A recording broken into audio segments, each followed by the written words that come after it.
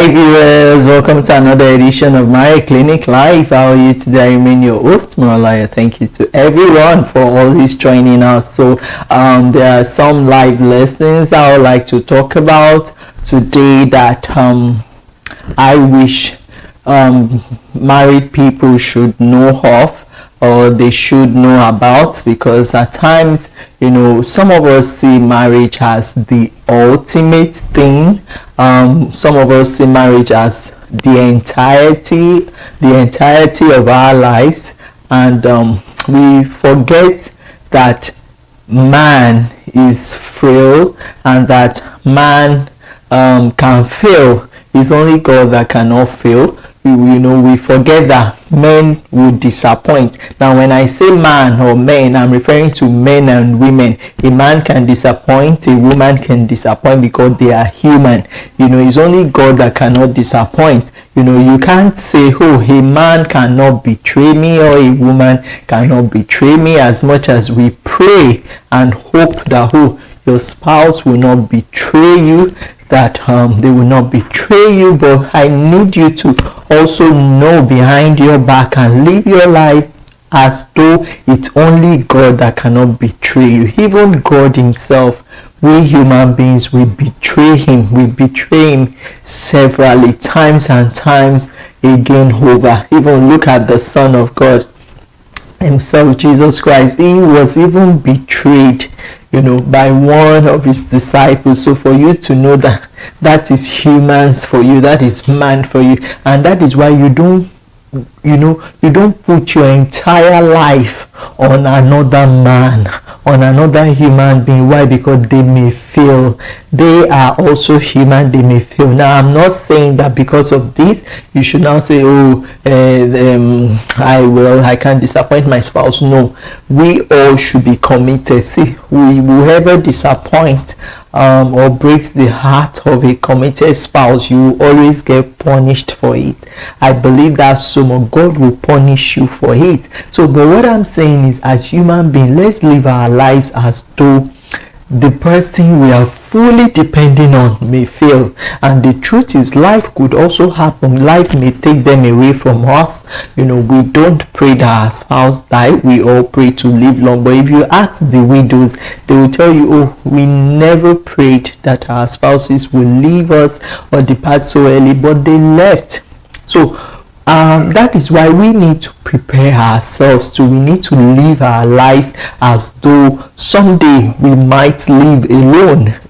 As much as husband and wife do love each other, I've never seen where a husband is being buried and the wife is saying, because I love you, she will jump inside the grave and say, bury us together. No, I've never seen that happen before. And as much as husband and wife love each other, I've not seen where a wife died and the husband jumps into the grave and say, bury us together. No.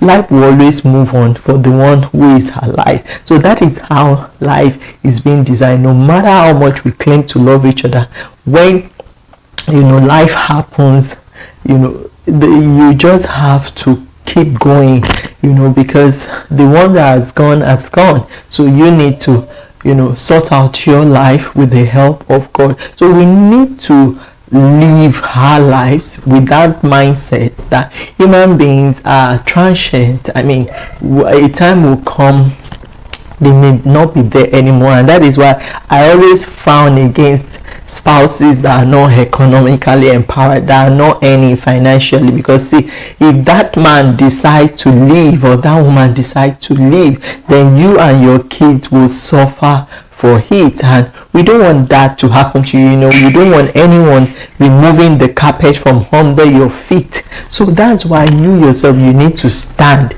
And it may not be death, it could be accident, it could be sickness, it could be anything that will prevent them from working. It could be loss of job. Your spouse lose their job, I tell you, for the next 6 months or 1 year, you may not have a means of income. If that happens, what do you do? So that's why you yourself, you need to be economically empowered. That's why I keep screaming and shouting about the fact that, see, as a woman, don't hide behind marriage to be idle or to be lazy or to be unproductive. Don't think the only production you came to do on earth is to give birth to children. No, you must be economically productive.